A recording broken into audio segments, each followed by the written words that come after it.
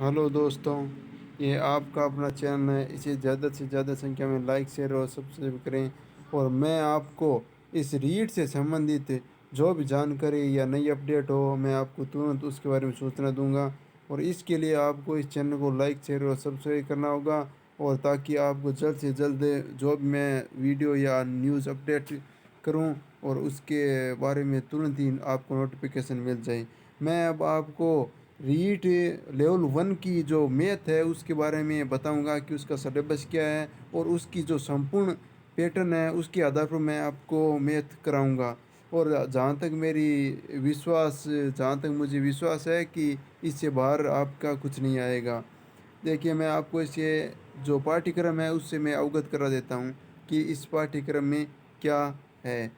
देखिए, पहले दे रखा है आपको, इसके अंदर मैं बता देता हूँ।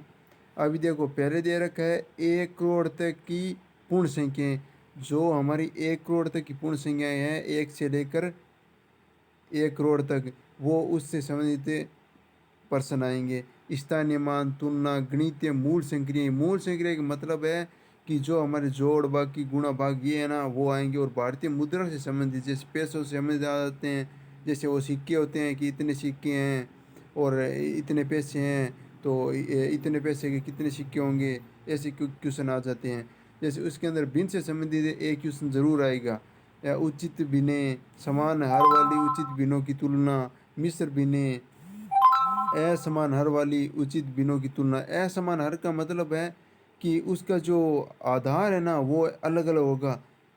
ऐसी भिन्ने भिन्नों की जोड़ बाकी, अभाज्य एवं संयुक्त संख्याएं, और अभाज्य गुणनखंड, लघुत्तम समापवर्त्य, महत्तम समापवर्तक।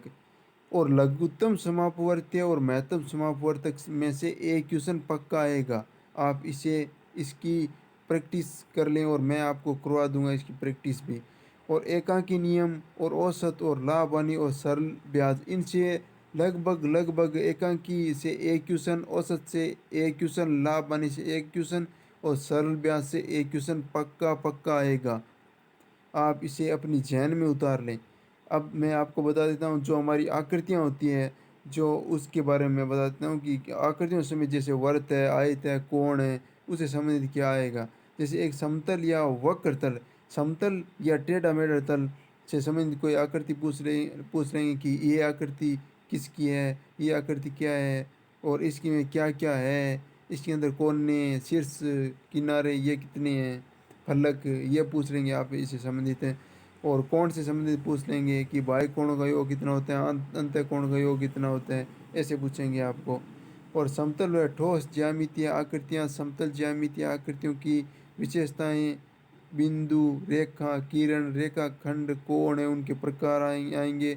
लंबाई, भार, धारिता, सम्य, क्षेत्र मापन एवं इनकी मापक इकाइयाँ एवं उनमें संबंध, वर्गाकार तथा आयताकार वस्तुओं के पृष्ठतल का क्षेत्रफल एवं परिणाम। जैसे इसके अंदर आपसे पूछ लेंगे कि जो ये होते हैं ना, इसके अंदर आपको आयत और वर्ग से संबंधित एक क्षेत्रफल या परिमाप से संबंधित एक क्वेश्चन पक्का आएगा। चाहे उसके अंदर आपको यह क्षेत्रफल दे रखा होगा, आपको परिमाप निकालना होगा, या परिमाप दे रखा होगा, आपको क्षेत्रफल निकालना होगा, या परिमाप और क्षेत्रफल दोनों दे रखे होंगे और आपको भुजा पूछ ली जाएंगी। तो ऐसे क्वेश्चन एक दो पक्के आएंगे आपके क्वेश्चन।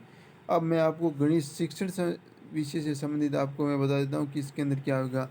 ज़्यादा मेन रोल प्ले करता है कि आपकी जो शिक्षण विधियाँ है ना, वो तो आप आमतौर पर हर व्यक्ति 5-7 क्वेश्चन कर ही देगा। लेकिन जो गणित है ना, जो उसका जो ये जो हमारी जो गणित, जो अंक गणित, जो बीज गणित और रेखागणित, इनसे संबंधित जो क्वेश्चन है ना, वो आम आदमी नहीं कर सकता। कि गणित से आम आदमी को भय लगता है। तो आप इस पर ज़्यादा फोकस करें, न कि गणित और शिक्षण विधियों पर उतना फोकस ना करें। क्योंकि गणित और शिक्षण विधियाँ, जो गणित की जो शिक्षण विधियाँ हैं, वो तो सभी विषयों की शिक्षण विधियाँ सेम है।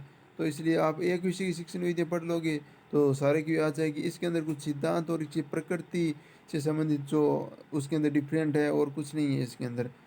अब मैं आपको गणित की प्रकृति और तर्क शक्ति पाठ्यक्रम में गणित की महत्ता, गणित की भाषा, सामुदायिक गणित और आंकड़ों का प्रबंधन, ये एक गणित से संबंधित नॉलेज है जो शिक्षण विधियों के अंतर्गत है, या भाषा शिक्षण के अंतर्गत आता है, या गणित शिक्षण से संबंधित है। और औपचारिक अनौपचारिक विधियों का द्वारा मूल्यांकन, शिक्षण की समस्याएं, त्रुटि विश्लेषण, शिक्षण अधिगम से संबंधित निदानात्मक एवं उपचारात्मक शिक्षण।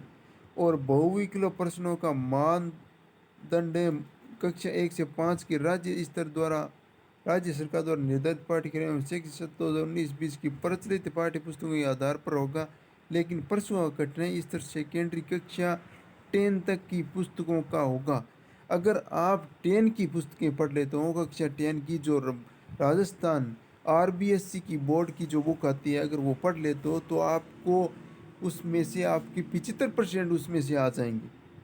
क्वेश्चन 75% है वो उसमें से आ जाएंगे, आपको और पढ़ने की ही ज़रूरत नहीं है।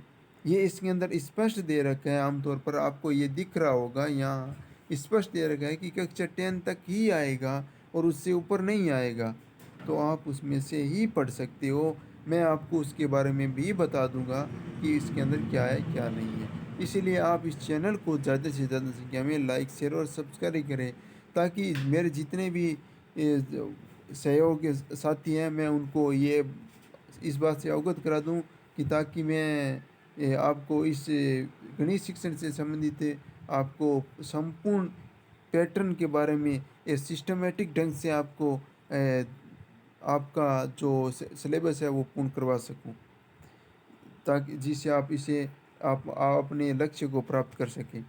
तो इसके लिए आपको इस चैनल को लाइक, शेयर और सब्सक्राइब कर लेना है, ताकि मैं आपको कोई भी डाउट हो तो आप कमेंट बॉक्स में कमेंट कर देना, मैं आपको उसका उत्तर ज़रूर दूंगा।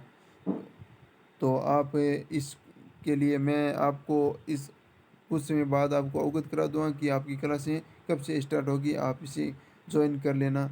और धन्यवाद। आप अपना जो प्रकृति से है वो बनाए रखना, अपना हौसले को मत झुकने देना।